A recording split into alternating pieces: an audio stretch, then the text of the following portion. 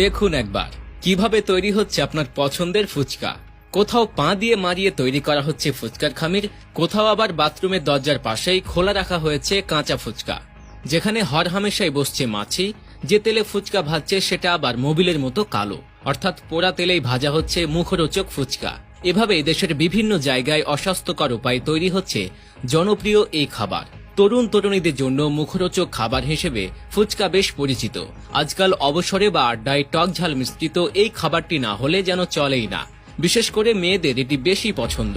তবে আপনি যদি ফুচকা তৈরির পদ্ধতি না জেনে থাকেন তাহলে এই ভিডিওটি আপনার জন্য, কারণ ভিডিওটি দেখার পর হয়তো কখনোই আর ফুচকা খেতে চাইবেন না। রাস্তার পাশে বা স্কুল কলেজের গেটে আমরা যে সকল ফুচকা খাই তার বেশিরভাগই তৈরি হয় অস্বাস্থ্যকর পরিবেশে। কুমিল্লার দাউদকান্দির এই ফুচকা তৈরির কারখানার কথাই ভেবে দেখুন, যেখানে দেখা যাচ্ছে চারদিকে খোলা অস্বাস্থ্যকর পরিবেশে ঝুপড়ি ঘরে পোড়া তেল দিয়ে ভাজা হচ্ছে মচমচে ফুচকা।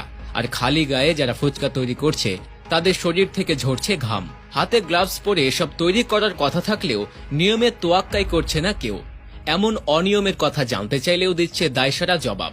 শুধু কুমিল্লা নয়, দেশের বিভিন্ন জায়গায় কয়েক সপ্তাহের পোড়া তেল আর শরীর থেকে ঝরা ঘাম দিয়ে তৈরি হচ্ছে ফুচকা।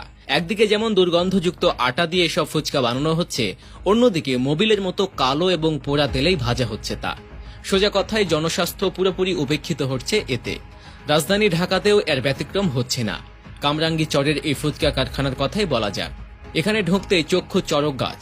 বাথরুমের দরজার ঠিক পাশেই মেঝেতে খোলা রাখা হয়েছে কাঁচা ফুচকা, যেখানে উড়ে এসে বসছে মাছি। খামির বানাতে মেশানো হচ্ছে পোড়া পাম তেল। পাশের দৃশ্য আরো ভয়াবহ। পরিত্যক্ত বাথরুমের কোমটে ঘিরে রাখা হয়েছে ফুচকা তৈরির যত সরঞ্জাম। স্বাস্থ্যবিদদের মতে অস্বাস্থ্যকর এইসব খাবার খেলে ডায়রিয়া, কলেরা, পেটের পীড়া ও কিডনিজনিত রোগ বাসা বাঁধে শরীরে। শুধু তাই না, মরণ ব্যাধি, ক্যান্সারে আক্রান্ত হওয়ার ঝুঁকিও থাকে।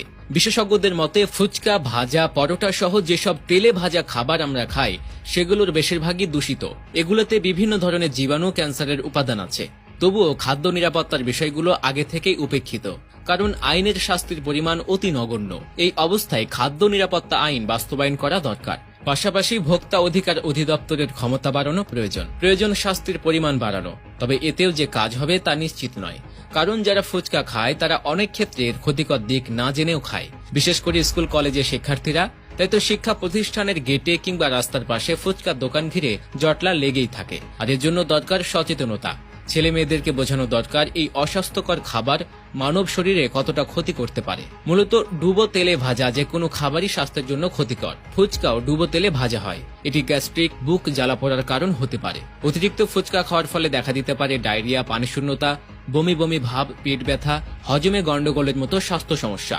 এমনকি হতে পারে জন্ডিসও। ফুচকায় ক্যালোরি বেশি থাকায় এটি সহজেই দেহের ওজন বৃদ্ধির কারণ হয়। এছাড়া ফুচকার টকে প্রচুর পরিমাণে লবণ ব্যবহার করা হয়, তাই ফুচকা খেলে দ্রুত রক্তচাপও বেড়ে যায়। এভাবেই তরুণ তরুণীদের পছন্দের খাবারটি শরীরের ক্ষতি করে যাচ্ছে দিনকে দিন।